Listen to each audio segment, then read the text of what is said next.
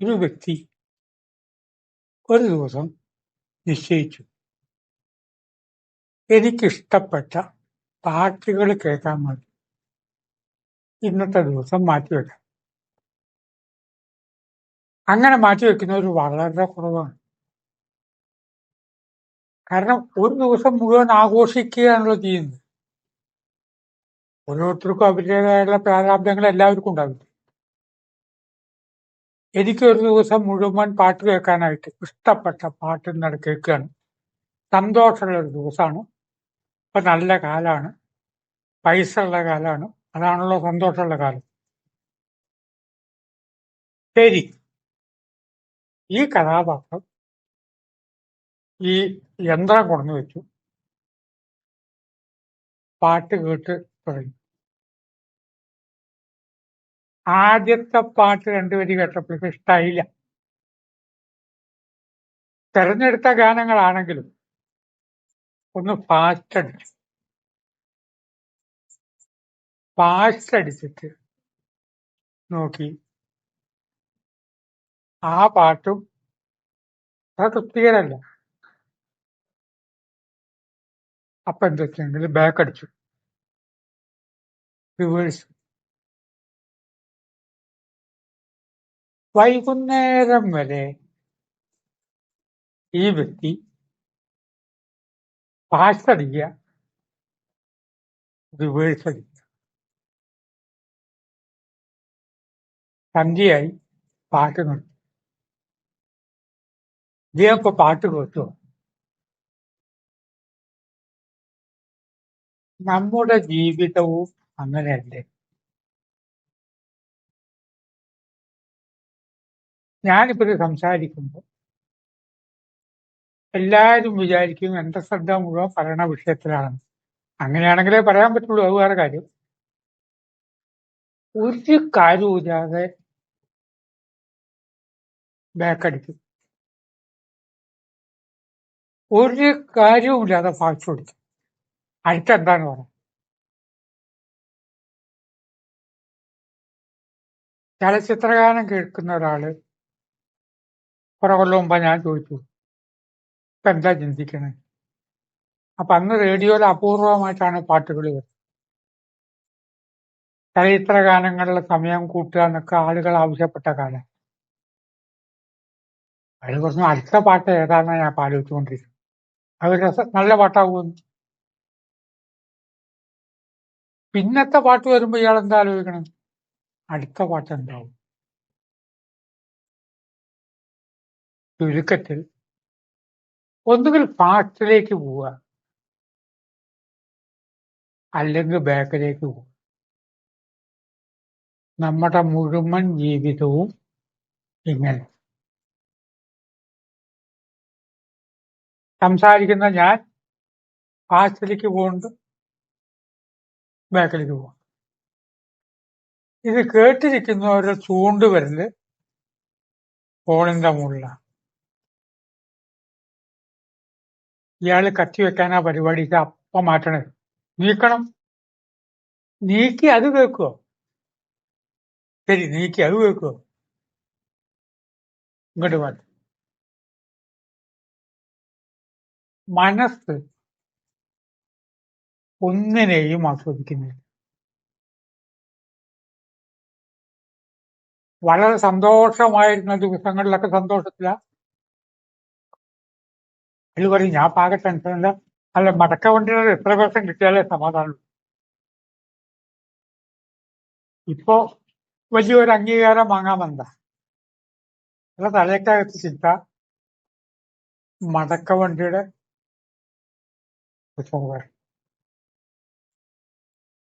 ഇങ്ങനൊരു പ്രത്യേകത മനസ്സിനുണ്ടായതുകൊണ്ട് ഒന്നുകിൽ ഭാവിയെക്കുറിച്ചുള്ള ചിന്ത, വൈകുന്നേരത്തെ കാര്യം,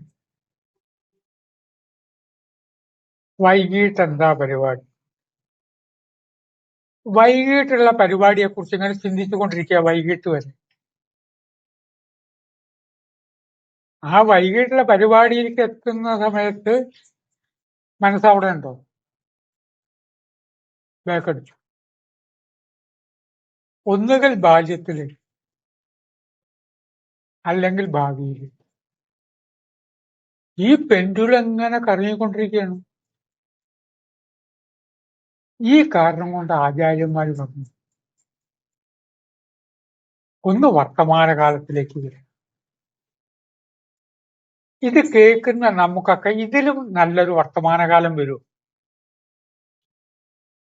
ജീവിതത്തിലെ നല്ല പുഷ്കരകാലം എന്ന് പറഞ്ഞത് ഇന്നല്ലേ, ഇപ്പോഴല്ലേ വർത്തമാനകാലം. 4 കൊല്ലം കഴിഞ്ഞാൽ നമ്മൾ പറയില്ലേ, അന്നൊക്കെ എന്തൊരു സന്തോഷമായിരുന്നു, മക്കളൊക്കെ കുട്ടികളായിരിക്കുന്ന സമയത്ത് എന്തായിരുന്നു സന്തോഷം, വിഷുവിന് പടക്കം വാങ്ങും, കണി വെക്കാൻ വേണ്ടി കൊന്നപ്പൂവ് പൊട്ടിക്കും. ആ സമയത്ത് അത് ആസ്വദിക്കുമോ?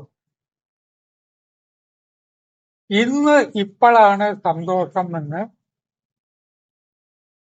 ആരെങ്കിലും സമ്മതിച്ചു തരുന്നുണ്ടോ? ആ സമയത്ത് പാസ്റ്റിലേക്ക് പോയി. എന്നും ഇങ്ങനെ ഉണ്ടാവും.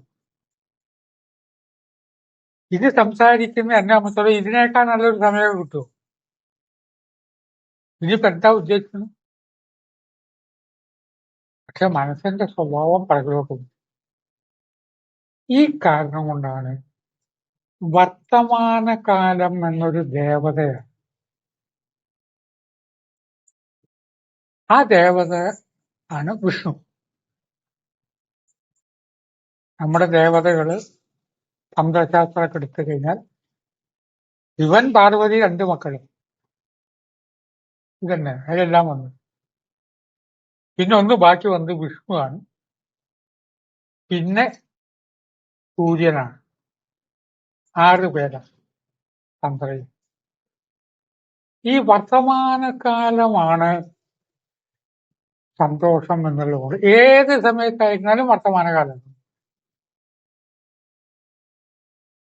ഈ കാരണം കൊണ്ടാണ് വിഷ്ണു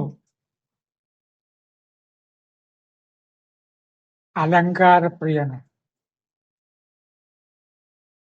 ശിവനെ ഇങ്ങനെ അലങ്കരിക്കൊന്നുമില്ല. ശിവക്ഷേത്രത്തിൽ പോയാൽ ശിവനെങ്ങനെ അലങ്കാരം പൊട്ടുകുത്തിക്കില്ല. വിഷ്ണു അലങ്കാരപ്രിയനാണ്. മൂലാധാരവും സ്വാധിഷ്ഠാനവും കഴിഞ്ഞ് മണിപൂരകത്തിലെത്തുമ്പോൾ ആ ചക്രമാണ് വിഷ്ണു, വർത്തമാനകാലം. ഈ കാരണം കൊണ്ടാണ് വിഷ്ണുമായ അതിസുന്ദരിയാണെന്ന് എല്ലാ കഥയിലും പറയുന്നത്. അതിനൊന്ന് ഫീമെയിൽ ആയിട്ട് പറഞ്ഞു എന്ന് മാത്രം. ശിവൻ വരെയും വിഷ്ണുമായ കണ്ട സൗന്ദര്യത്തിൽ ഭ്രമിച്ചു എന്ന് പറഞ്ഞാൽ അർത്ഥം ശിവന് ബ്രഹ്മണ്ടമൊന്നുമല്ല. നമുക്കൊരു കാര്യം മനസ്സിലാക്കാൻ വേണ്ടിയിട്ട് പറയുന്നത്,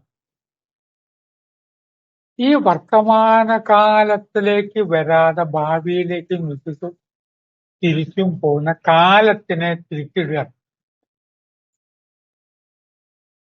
കാലത്തിനെ തിരിച്ചിട്ടത് അതിന്റെ പേരാണ് ലങ്ക.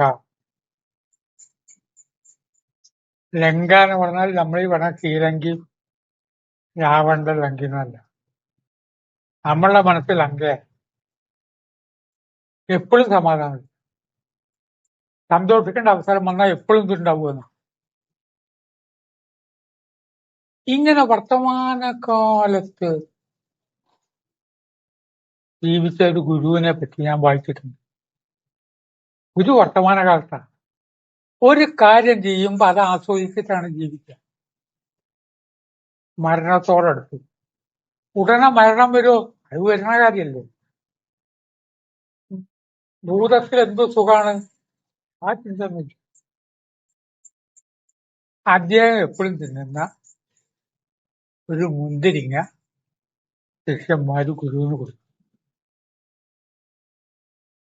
മരണത്തിന് മുമ്പാ കൊടുക്കണത്. ഇനി എന്ത് മുന്തിരിങ്ങ എന്നല്ല പറഞ്ഞത്, അത് ആസ്വദിച്ച് തിന്ന ശേഷം പറഞ്ഞു, എന്തൊരു സ്വാദാണ് ഈ മുന്തിരിങ്ങയ്ക്ക്. ഇതുവരെ മുന്തിരിങ്ങ വന്നിട്ടുണ്ട്, അപ്പോഴൊക്കെ സ്വാദോടുകൂടി ആ മുന്തിരിങ്ങ ഭക്ഷിച്ചിട്ടുണ്ട്. മനസ്സിനെ വർത്തമാനകാലത്തിലേക്ക് കൊണ്ടുവരാനും ആ വിഷ്ണുവിനെ നമുക്കൊന്നും കൂടി മനസ്സിലാക്കാൻ അതിന്റെ ഫീമെയിലാണ് മോഹിനി. അമൃത കലശം കിട്ടിയപ്പോ മോഹിനി. ശിവൻ വരെ പറഞ്ഞു വിഷ്ണുവിനോട് എനിക്ക് മോഹിനി വേഷം ഒന്ന് കാണണം. ഈ മോഹിനിയാണ് ഇപ്പോഴത്തെ ഈ ജീവിതം, ഈ ലോകം. ഈ ലോകത്തിന് എന്തോ ഒരു സുഖം ജീവിക്കാനുണ്ട് എന്നുള്ളത് തീർച്ചയാണ്. ഏതൊരു വ്യക്തിയും മരണത്തെ ഇഷ്ടപ്പെടാതിരിക്കാൻ കാരണം എന്തോ ഈ ജീവിതത്തിലൊരു സുഖം. നിങ്ങൾ പറയും കഷ്ടപ്പാടാണ്, ബുദ്ധിമുട്ടാണ് എന്നൊക്കെ പറഞ്ഞാലും എന്തോ ഒരു സുഖം ഈ ജീവിതത്തിന് ഉണ്ട്. ആ സുഖം എന്ന് പറഞ്ഞാൽ വർത്തമാനം. പാട്ട് കേൾക്കാൻ ഫാസ്റ്റ് അടിക്കുകയും ബാക്ക് അടിക്കുകയും ചെയ്യുന്ന ഈ ഫാസ്റ്റ് അടിച്ചാൽ അവിടെ ഒരു ശബ്ദം കിട്ടില്ല, ബാക്ക് അടിച്ചാലും ശബ്ദമില്ല. അത് നിർത്തി വർത്തമാനകാലത്തിലേക്ക് വരുമ്പോഴാണ് പാട്ടിന്റെ ഒരു വരി കേൾക്കാൻ പറ്റുള്ളൂ. നാം ആകട്ടെ ജീവിതത്തിൽ ഫാസ്റ്റ് അടിക്കണം, റിവേഴ്സ് അടിക്കണം. ഇതിനൊരു മാറ്റം ചിന്തയിലൂടെ ഉണ്ടാക്കണം. എന്താണ് സുഖം? ഇന്ന്, ഇപ്പോ, അല്ല നാളെ കുറച്ചും കൂടി, അത് നാളത്തെ കാര്യം. അറ്റ് പ്രസന്റ് ഇങ്ങനെയൊക്കെ മുന്തിരിങ്ങ നിന്നിട്ട് അന്ന് നിന്ന മുന്തിരിങ്ങയും ഗുരു പറഞ്ഞു നല്ല സ്വാദുണ്ട്. ചിന്തയ്ക്ക് വിട്ടുവാക്കുകൾ സംഭരിക്കുന്നു.